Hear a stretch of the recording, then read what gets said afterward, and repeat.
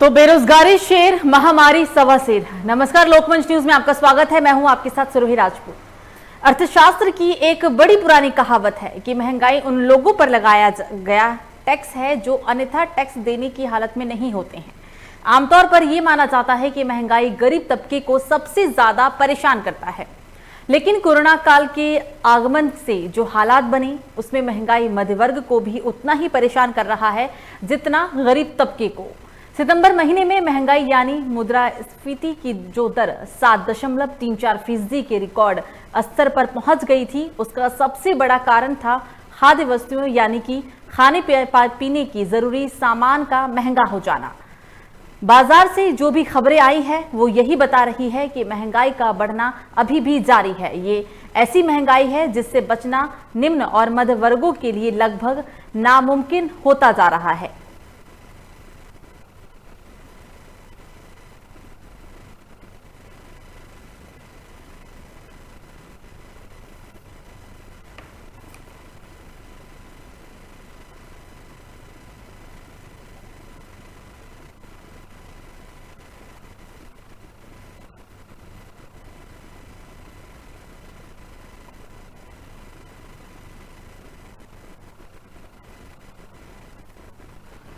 तो हम यहाँ महंगाई को लेकर बात कर रहे हैं। महंगाई की वजह से लोगों का बुरा हाल है।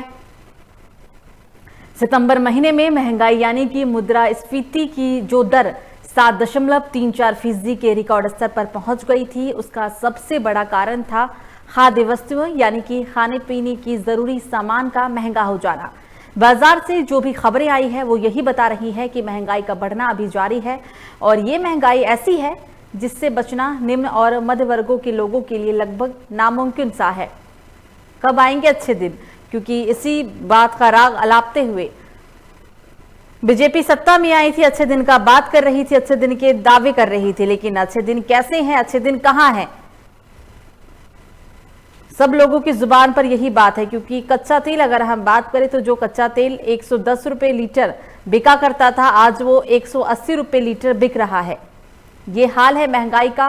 खाने पीने की सभी वस्तुएं महंगी हो चुकी है। अच्छे दिन कब आएंगे, सबकी जुबान पर सिर्फ यही नाम।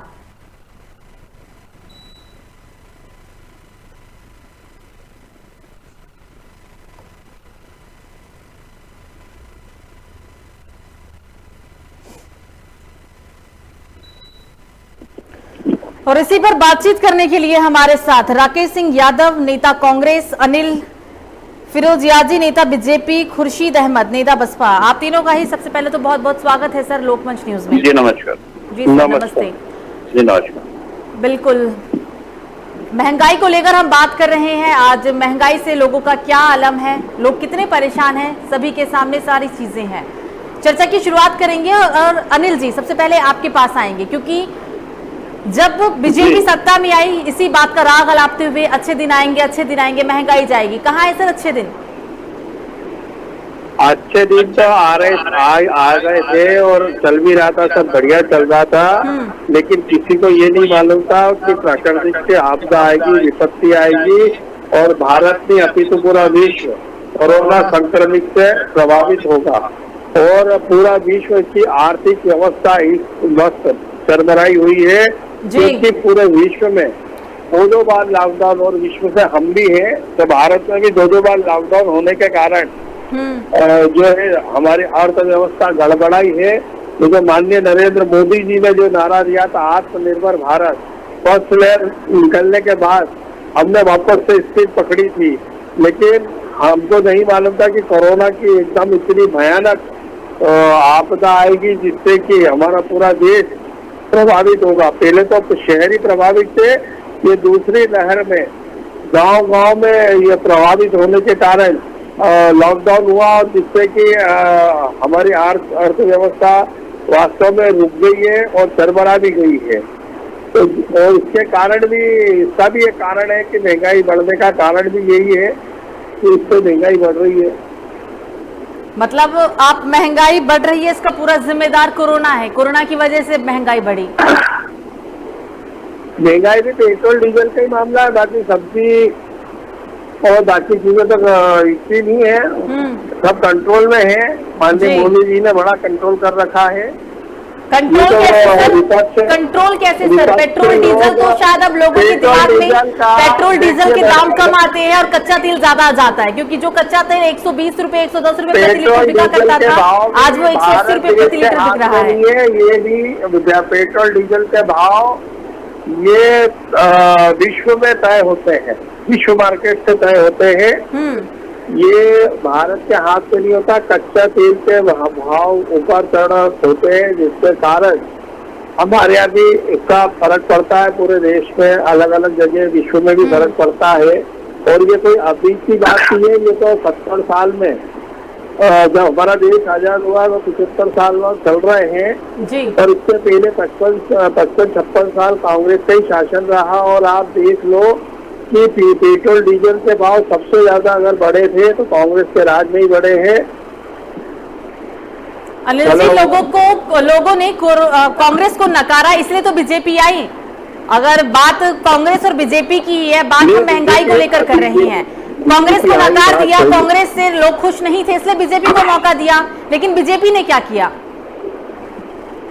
बीजेपी तो विकास कर ही रही थी। बीजेपी ने जैसे चलना चालू करा, गति पकड़ी सरकार में और कोरोना आ गया। कोरोना के आने के कारण ही तो सभी चरमरा की व्यवस्था। आप तो खुद देखने वाले हो, भोगने वाले हो, हम सभी हैं। आपसे हम सब तो है उसमें देखने और भोगने वाले कि कितनी त्रासदी हुई और कितना हुआ जो लॉकडाउन करना पड़ा। और त्रासदी का अंदेशा नहीं था सर के अनिल जी, त्रासदी का अंदेशा नहीं था, अचानक त्रासदी आई थी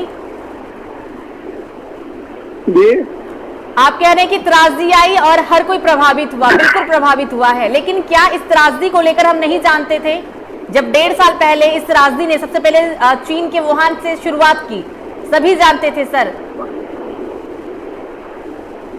नहीं, पहले जो आपदा आई थी फर्स्ट लहर, उसके बाद उसमें भी कितना लॉकडाउन रहा सबको मालूम है। उसके बाद ही तो भारतीय व्यवस्था चरमराई है पूरी। हम तो सर पाकिस्तान को नीचा दिखाते थे ना, पाकिस्तान की आबादी को लेकर, पाकिस्तान की महंगाई को लेकर बात करते थे, मीडिया में खबरें चलती थी। लेकिन आज हिंदुस्तान का क्या हाल है? पाकिस्तान और बांग्लादेश भी इससे नीचे हो गया ऐसा लगता है। लेकिन इसका जवाब बहुत देर से देने की कोशिश कर रहे हैं राकेश जी से जवाब ले लेते हैं। राकेश जी बोलिए, कुछ कहना चाह रहे हैं? देखिए, 7 साल से देश में मोदी जी का राज है। कोरोना तो अभी आया है 2020 में। पेट्रोल डीजल के जो भाव हैं 2014 से जब तक कांग्रेस सरकार गई है, लगातार अभी 2021 तक हर दिन बढ़े हैं। हर दिन हर महीने पेट्रोल और डीजल के भाव बढ़े हैं और कहीं भी कम नहीं हुए हैं। शायद या तो ऐसा हुआ है कि इन 7 सालों में ही डीजल पेट्रोल के अंतरराष्ट्रीय लेवल के भाव बढ़े हैं, बाकी पिछले सालों में नहीं बढ़ते थे। इससे ये तो हो नहीं सकता। दूसरी बात, पिछला यादव का रिकॉर्ड देखो, पिछला रिकॉर्ड देख लो कि कितना आपके कार्यकाल में बढ़े, कांग्रेस के कार्यकाल में। अभी मुझे बोल तो लेने दीजिए सांसद महोदय, आपकी बात पे आ रहा हूं मैं, आप ही की बात पे आ रहा हूं। आपने अभी बोला कि आपदा अचानक आ गई। ये आपदा अचानक नहीं आई है, जनवरी में विदेशों में आ चुकी थी। माननीय मोदी जी, आपके प्रधानमंत्री जी, हर हर मोदी घर घर मोदी जी को बोला था कि जनवरी से आप जांच चालू कीजिए एयरपोर्ट पे। माननीय राहुल जी ने बोला था जब हंस रहे थे आपके सांसद और आपकी संसद, क्या होता है कोरोना, नमस्ते ट्रंप करेंगे। अहमदाबाद में नमस्ते ट्रंप हुआ, भारत को नमस्ते हो गई। अगर जनवरी में समझ जाते तो कोरोना देश में इतना नहीं फैल पाता, इतनी मौतें नहीं होती, इतनी बर्बादी नहीं होती। वो छोड़िए, वो पहली गलती हुई। दूसरी गलती, पश्चिम बंगाल जीतना निकल गए पूरा भारत छोड़ के। सिर्फ बंगाल जीतना है मोदी जी को, सेकंड लेयर की कोई चिंता नहीं। विदेशों में हर जगह से मैसेज आ रहे हैं, न्यूयॉर्क से, यूरोप से, कि सेकंड लेयर बहुत तेजी से आगे बढ़ रही है। यहाँ कोई व्यवस्था नहीं, बेड की व्यवस्था नहीं, दवाई की व्यवस्था नहीं, ऑक्सीजन की व्यवस्था नहीं। लोग जब मरने लग गए अस्पतालों के बाहर, शमशान के आगे लाइन लग गई, उसके बाद तक मोदी जी जनता के सामने नहीं आए, मीडिया के सामने नहीं आए। बाद में यादव जी एक बात बताओ, हमारी सरकार को तो 7 साल हुए, आपकी सरकार को तो 55 साल हुए थे।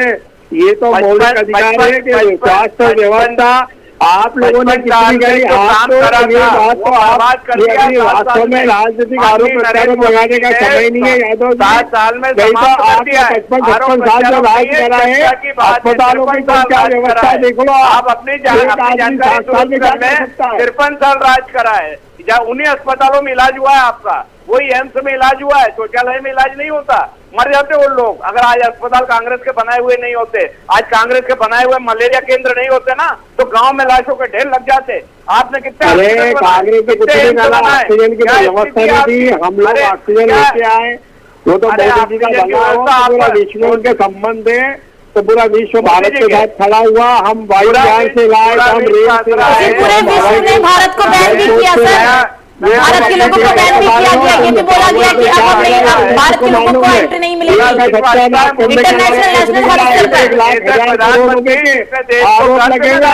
मंत्रिमंडलों में। माफी मांगना चाहिए देश से, आपको बोलने की जगह माफी मांगना चाहिए। कितनी मौतें हुई उसके जवाबदार आप हो, नरेंद्र मोदी जी हैं, आपकी सरकार है।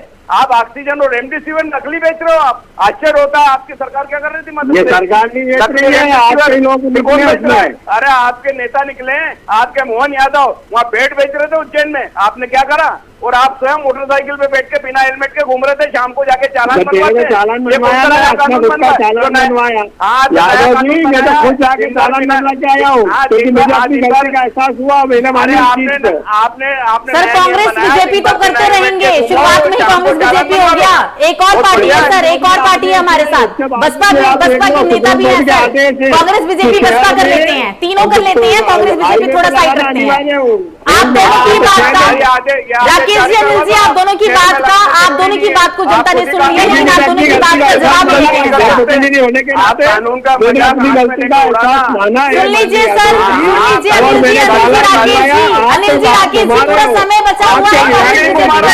लोग झूठ बोल रहे हैं, हेलमेट के जाता हूँ, शाम को कमलनाथ जी कह रहा है कि बदनाम भारत, मेरा भारत बदनाम। राहुल गांधी जी जिसकी सरकार वहाँ की एफआईआर, अनिल जी बहुत कम शब्दों में जवाब है, जिसकी सरकार वहाँ एफआईआर, लेकिन बने रहिएगा, पूरा समय है, लड़िएगा आराम से। कांग्रेस बीजेपी फिर करेंगे, लेकिन एक और पार्टी के नेता है सर, बसपा के भी हैं, उनसे भी बात कर ले जरा। बहुत देर हो गई ना चर्चा की शुरुआत करे हुए, उनसे भी बात कर लेते हैं और आप दोनों का ही जवाब ले लेते हैं उनसे। खुर्शीद जी, आवाज आ रही है सर? धन्यवाद मैडम, आपको लोकमंच को धन्यवाद देता हूँ। जी सर, शुक्रिया सर। बताइए, सुना आपने, दोनों ही नेताओं को सुना, कांग्रेस भी सुना आपने, बीजेपी भी सुना आपने, बताइए आप। जी, दरअसल में जिस मैटर पे बात चल रही है मैडम, ये भ्रष्टाचारी कोरोना के अंदर भी भ्रष्टाचारी इन्होंने करना शुरू कर दिया। और एक कहता है कि भ्रष्टाचारी हुई है, कहीं ऑक्सीजन को लेके, कहीं दवाइयों को लेके, कहीं वैक्सीन को लेके। और मैं ये कहता हूँ कि भ्रष्टाचारी की जननी कांग्रेस पार्टी है और उसका पोषक भारतीय जनता पार्टी है। 55 साल भूल गए, 7 साल याद रह गया। पार्टी तो दूध की धुनी हुई है। इस देश के अंदर 48 साल राजपाट कांग्रेस पार्टी ने किया है, और अभी 7 साल से बीच में जनता दल और दूसरों की रही है, और अभी 7 साल से कांग्रेस के अलावा भारतीय जनता पार्टी रही है। भारतीय जनता पार्टी के लोग कह रहे हैं कांग्रेस इसको लाई है, और कांग्रेस के लोग कह रहे हैं 7 साल से भारतीय जनता पार्टी कर रही है। मैं ये पूछना चाहता हूँ, कोरोना जिस योजना के तहत लाया गया भारत के अंदर, उस योजना का शिकार क्यों कौन हुआ? इस देश के अंदर कोरोना काल में इस देश के पूंजीपतियों की संपत्ति अकूत बढ़ती है, और इस देश के मजदूर, लाचार, बेसहारा किसान सड़कों पर धक्के खाते हैं, शासन और प्रशासन के पुलिस इनके डंडा मारती है। इसकी जिम्मेदार कौन है? बताइए। मेरे दोनों से मेरा सवाल है। मैं आपका सवाल का जवाब दे रहा हूँ। जब लॉकडाउन हुआ तो हमारे देश की आबादी 1 अरब 30 करोड़ थे, और लॉकडाउन में माननीय नरेंद्र मोदी जी ने 87 करोड़ परिवार को मुफ्त राशन बांटने का काम करा। ये मोदी जी की सरकार है जो ये काम कर सकती थी।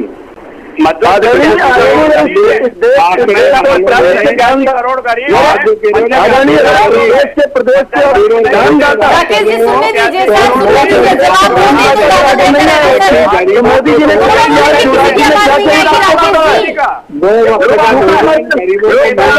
भूखे मध्यवर्गीय प्रदेश के दानदाताओं ने खिलाया है, सरकार ने अपनी कोई नैतिक जिम्मेदारी नहीं की। 87 योजना लोग 1000 अपने बच्चों को लेकर रास्ते में लोगों की मौतें हुई है, इसका जिम्मेदार कौन है? इसका कोई गिनती नहीं है। एक महीने में करने वाले मजदूर को इसके जिम्मेदार वो नेता है जो चुपचाप बैठे रहे घर। अरे आरोप लगाना और मध्य प्रदेश में देश के दूसरे राज्यों में ऑक्सीजन की कमी के बगैर मेडिकल कॉलेजों में कोविड सेंटरों में लोग मर गए, इसकी जिम्मेदार कौन है? नरेंद्र मोदी जी हैं, ये जिम्मेदार है। शिवराज चौहान है, ये आपदा नरेंद्र मोदी तो भारी जिम्मेदार है, उनको किसी भी सूरत में देश की जनता माफ नहीं करेगी। लेकिन शासनकाल में कांग्रेस ने देश के अंदर कितने है और हमारी पार्टी के नेता आदरणीय बहन कुमारी मायावती जी ने 7 साल के कार्यकाल में सहारनपुर में ऑक्सीजन फैक्ट्री डाली, जो आज गरीबों के, मजदूरों के, लाचार हर एक वर्ग के लोगों के जीवन और मृत्यु से जो लोग जूझ रहे हैं उनको बचाने का काम वो फैक्ट्री कर रही है। ऐसा है कि सब अभी देख लो, फोटो पेपरों में, मीडिया में छप रहे हैं कि वैक्सीनेशन को खड्डा खोद के गाड़ दिया गया, लोगों को नहीं लगा रहे और आरोप लगाते रहते हो। लाशों के फोटो छप रहे हैं गंगा के किनारे, शर्म आना चाहिए आपको ये बोलते हुए। इतने लाशों के ढेर लगा दिए नरेंद्र मोदी जी ने। भोपाल के हमीदिया हॉस्पिटल में आबादी का रिकॉर्ड लेकर बैठे हैं ना अनिल जी आबादी का रिकॉर्ड लेके बैठे हैं। आपने रिकॉर्ड में बताया कि 1 करोड़ से ज्यादा की आबादी है, लेकिन बेरोजगारी का रिकॉर्ड है सर। कुछ रिकॉर्ड मैं आपको बता दूं, मध्य प्रदेश की बेरोजगारी की बात कर लीजिए। मध्य प्रदेश में इंजेक्शन चोरी चला जाता है और शिवराज सिंह सरकार को जूली रैंक का इस मामले में क्या जवाब देंगे आप? भोपाल राजधानी के कैपिटल के हॉस्पिटल हमीदिया से इंजेक्शन चोरी चला जाता है, जहाँ एक इंजेक्शन लोगों को मिल नहीं रहा, तादाद में इंजेक्शन चोरी हो रहा है। सरकार के और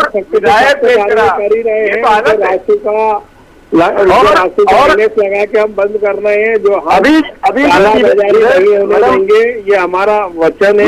मैडम अभी जो डिबेट का मुद्दा है वो बेरोजगारी है। भूल गए शायद कांग्रेस बीजेपी दोनों भूल गए इन्होंने आबादी का आंकड़ा पेश किया, लेकिन अगर मैं इनसे बोलूं कि आप बेरोजगारी का आंकड़ा पेश करें, सब छोड़िए, बस उन्हीं राज्यों का आंकड़ा पेश कर दीजिए जहां पे बीजेपी सरकार है, भूल जाएंगे। मैंने अभी जिक्र भी किया सर, आप बेरोजगारी की हम बात कर रहे हैं ना, अपनी आबादी को लेकर बात की, एक आंकड़ा है। राकेश जी सुन लीजिए सर, राकेश जी सुन लीजिए, बेरोजगारी को लेकर यहाँ बात हो रही है। प्रश्न अनिल जी आपसे ये है कि मध्य प्रदेश में 25 लाख युवाओं ने पोर्टल में फरवरी के महीने में पोर्टल में रजिस्ट्रेशन किया बेरोजगारी को लेकर। 25 लाख, ये फरवरी की बात कर रही हूं। कहां है सर रोजगार? आप जरा इनसे पूछा जाए कि मध्य प्रदेश की सरकार ने कितने युवाओं को रोजगार से जोड़ा अभी तक? 35 लाख लोगों को नौकरियां दी है। इनके पार्टी के प्रधानमंत्री आदरणीय मोदी जी कहते हैं हर साल 2 करोड़ लोगों को नौकरी देंगे। मैं माननीय शिवराज सिंह से पूछना चाहता हूं, इनके पार्टी के नेता जो डिबेट में बैठे हैं इनसे पूछना चाहता हूं, मध्य प्रदेश के कितने युवाओं को अभी तक आपने नौकरी दी है? आदरणीय अनिल जी जवाब दें। मैं तो दे ही रहा हूँ, मेरे को बोलने दोगे जब ही तो बोलूंगा। बोलिए सुन लीजिए सर, ऊपर आरोप लगाना तो बहुत आसान है। उत्तर प्रदेश में समाजवादी पार्टी ने क्या करा है सबको मालूम है। समाजवादी पार्टी से मुझे क्या लेना देना? बहुजन समाज पार्टी का हूँ, मेरी पार्टी की सरकार आदरणीय बहन कुमारी मायावती जी 4 बार मुख्यमंत्री बनी है और 2 लाख लोगों को नौकरियां दी है। वो मेरी पार्टी का काम आदरणीय बहन जी ने काम किया। हाँ तो मैं वही जवाब दे रहा हूँ। आप अपनी सरकार से बताएं, हम 2 करोड़ नहीं कर रहे, हमको आपसे जानना चाहिए। मैं माफी चाहता हूँ क्योंकि मुझे बीएसपी ने समाजवादी सुनाई दिया था, मेरी लाइन थोड़ी नहीं थी उस टाइम जब आपका हो रहा था। कोई बात नहीं, ये कहना चाहता हूँ कि हमने वचन दिया था कि हम रोजगार देंगे, हम रोजगार के प्रयास कर रहे हैं। नौकरी नहीं, हमने उद्योग धंधों में भी लोगों युवाओं को लोन दिला के और उनको रोजगार देने का काम किया, नौकरियां भी दी हैं हमने। जो आप अभी हमारी जो आदरणीय अनिल जी, मध्य प्रदेश के किस जिले में कितने युवाओं को सरकारी नौकरियां आपने दी है? ये तो आधार के पास होगा। सर वो कुछ कहना चाह रहे हैं, आपकी भी सुन लेंगे, सुन लीजिए आप प्लीज। और जो जनवरी फरवरी का कह रहे हो कि 25 लाख लोगों ने युवाओं ने अप्लाई करा है, तो उसके ऊपर भी वाहन निकल रही, हम कर वही रहे थे। नौकरी मिली कितने लोग को? अब नौकरी मिली कितने लोग को? वैकेंसी तो निकल रही है। युवाओं का यात्रा जो हो रहा है, युवाओं का पॉकेट खर्चा हो रहा है फॉर्मेलिटी पूरा करने के चक्कर में, लेकिन नौकरी कितने लोगों को मिली है? नौकरियां भी दी हैं, आंकड़े मेरे पास अभी इसलिए नहीं है कि मैं मीटिंग से उठ के सीधे बेटी अरे आदरणीय अनिल जी, आंकड़े आपके पास नहीं बनते, आपके सरकार के पास नहीं है, आपकी सरकार ने कुछ किया नहीं तो आपसे भी फिर पूछे सर, एक सवाल आपसे भी बनता है ना, एक सवाल फिर आपसे बनता है, लेकिन पहले अनिल जी की सुन लेते हैं। अनिल जी बोलिए, बात पूरी करिए। आत्मनिर्भर भारत में भी हमारी सरकार युवाओं को हम रोजगार भी दिलवा रहे हैं। उनको आत्मनिर्भर भारत में वेयर हाउस है, कृषि संबंधित उपकरण है या खाद्य संबंधित व्यवसाय है, ये सब उसमें आत्मनिर्भर भारत में माननीय मोदी जी ने, माननीय मुख्यमंत्री शिवराज सिंह जी चौहान ने, हम सब प्रयास कर रहे हैं कि युवाओं को रोजगार दे। लेकिन जब ये स्टार्ट ही हुआ था, स्टार्ट नहीं थे, उसी टाइम ये एकदम आपदा आ गई और आपदा में सभी को मालूम है, सभी ने भोगा। मैं ये बोलूँ कि हमने भोगा तो मैं गलत बोलूंगा, हम सब यहाँ जो बैठे हैं सभी लोगों ने भोगा है और जो सुन रहे उनने भी भोगा है। अब वापस सब धीरे धीरे अनलॉकडाउन हो रहा है, तो हम यही प्रयास करेंगे कि युवाओं को रोजगार मिले और वास्तव में युवाओं को रोजगार मिलना भी चाहिए। आपकी भी मंशा है, हमारी भी मंशा है, क्योंकि बच्चे हमारे अपने हैं, वो तो है नहीं, वो सबको रोजगार देना चाहिए। तो उसके लिए हम प्रयास कर भी रहे और करेंगे। रोजगार की मंशा है सर, या यूपी के चुनाव जीतने की मंशा रहेगी? अब ये जो 35 लाख का रिकॉर्ड बताया ना सर, ये ऑथराइज्ड कंपनीज, जो छोटी मोटी कंपनी है जो ऑथराइज नहीं है, उनका तो अभी डेटा है ही नहीं और मिलेगा भी नहीं। ये ऑथराइज कंपनी है, जो 35 लाख लोग बेरोजगार हुए हैं, ये ऑथराइज कंपनी के लोग थे।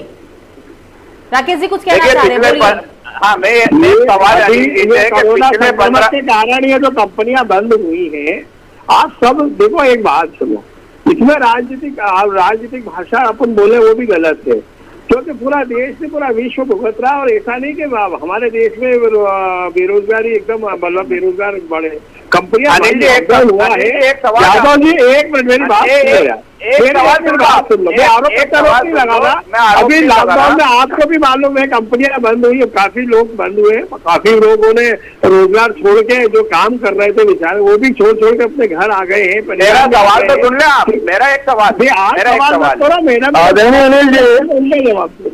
अनिल जी, मध्य प्रदेश में एनआरएचएम के तहत ये तो नेशनल रूरल मिशन जो है, उसमें बालिकाओं को मध्य प्रदेश में नौकरियां दी गई हैं। उसके बाद फिर से संविदा नौकरी, उसके बाद फिर से बैठा किया गया है, जिसके लिए शहडोल और जबलपुर में बालिकाओं ने आंदोलन किया है। ये नौकरी दे के बैठा देना क्या उचित है क्या? ये तो प्राइवेट कंपनियां नहीं है ना? नहीं, अभी सबसे काम ले रहे हैं और सब काम कर रहे हैं जानकारी। नहीं, ये तो शिवराज जी का जानकारी मत दीजिए। सरकार उनकी मांगे कर ली है, उन्होंने पूरा मध्य प्रदेश आपकी बात गलत आपके लिए तो जायज हो सकता है, लेकिन देश के नौजवानों को गुमराह करने का काम मत करिए। कोई गुमराह नहीं कर रहा। अभी हड़ताल हुई थी, उनकी मांगे थी, वो हमारे विश्वास सारंग जी ने मांग ली है, उन्होंने सबने धन्यवाद भी दिया है और सब काम पे भी लग गए।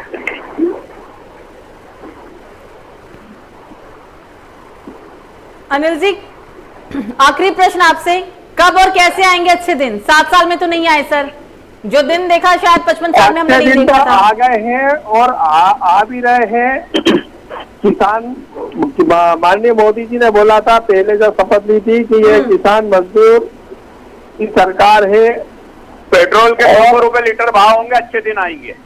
डीजल 250 रुपए होगा, अच्छे दिन आएंगे, उसका इंतजार कर रहे हैं।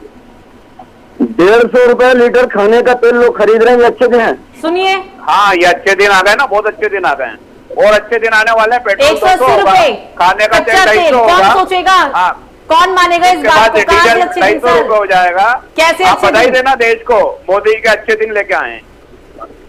मैडम मैं अनूपपुर मध्य प्रदेश के अनूपपुर जिले से बिलोंग करता हूँ और भारत का जो मेरी जानकारी के मुताबिक भारत का सबसे महंगा जिला है जहाँ 106 रुपए कुछ पैसे पेट्रोल बिक रहे हैं।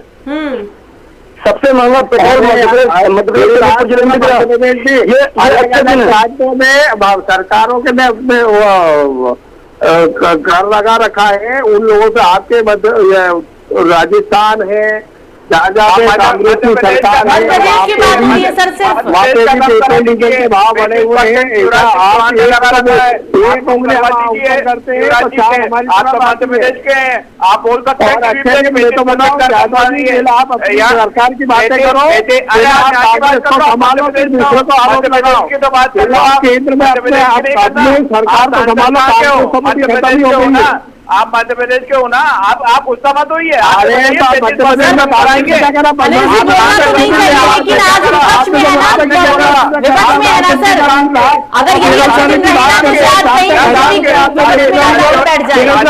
देने की बात करी थी, 4 पैसे नहीं दिए यार। आप इसकी बात करते हो आपके मालियों कमलनाथ मुख्यमंत्री कमलनाथ भारत महान उन्होंने कहा युवाओं को बदनाम कर दिया नरेंद्र मोदी ने, बदनाम कर दिया, देश बर्बाद कर दिया।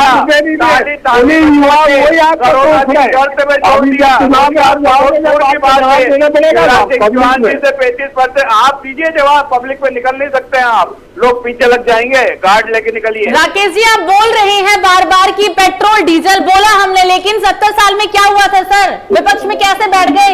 इतने अच्छे दिन अगर कांग्रेस ने दिए थे, सब कुछ इतना अच्छा था, तो कैसे बैठ गए विपक्ष में सर? 53 साल कांग्रेस ने राज करा ना, आपके नाम कांग्रेस के शासन में पड़े हुए ना, इसमें करा है, मौका दिया नरेंद्र का भी आप बोला था।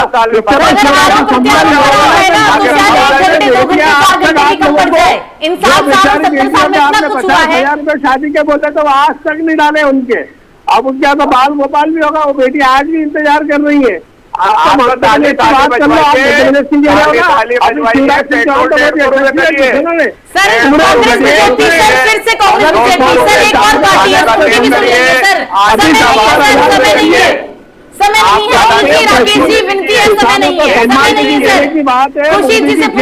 दे रहे हैं वही माननीय शिवराज सिंह जी चौहान 4,000 रुपए डाल के 10,000 रुपए। मध्य प्रदेश एक पहला प्रांत है जहाँ 10,000 रुपए किसान को सम्मान निधि मिली। शिवराज सिंह चौहान सम्मान योजना में जन्म देने की मृत्यु अभी सबसे ज्यादा चुनाव बेचारे बच्चों के माँ बाप चले गए, इनको सबसे ज्यादा मुख्यमंत्री शिवराज सिंह चौहान है, हटाने के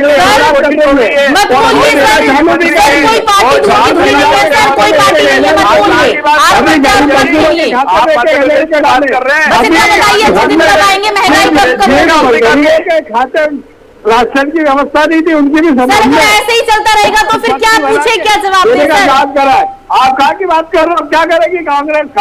क्या मोदी जी की बात कर रहे हैं? ठीक है, कांग्रेस अच्छी है ना, बीजेपी अच्छी है, कांग्रेस अच्छी नहीं। अगर कांग्रेस अच्छी होती तो विपक्ष में जाके ना बैठती, लेकिन